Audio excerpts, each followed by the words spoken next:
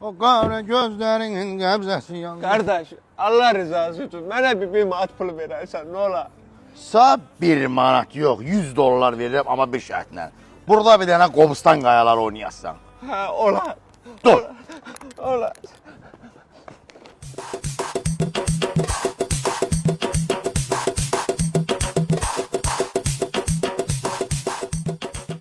Gör nə deyirəm.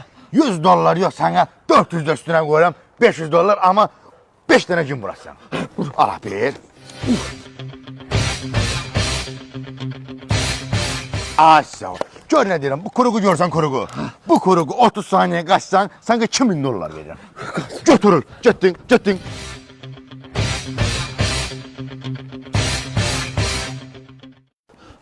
Müəllim, gəldim.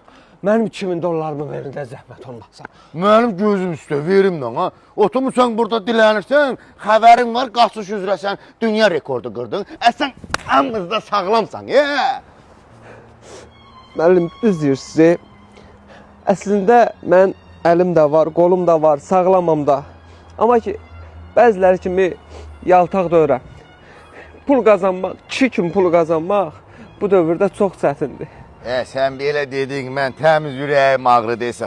Gör nə deyirəm, mənim şirkətimdə mənə bir dənə yaxşı söz aparıb gətirən lazımdır. Belə bilsən qədər, işçilər üzünə söyləsin desin, yaxşı elə mən müdürün adamıyam. Gələ biləsən, aya 2000 dollar vereyim. Müəllim, sizin başınıza dönərəm, sizə qurban olaram. O iş mənlikdə, sizin oxusuzda var ha. Bu iş uçmayacaq, hamısı bura məqamında sizdədir. Ay, sağ ol. Allah sizdən Sən yenə kimi bir yol göstərən olur.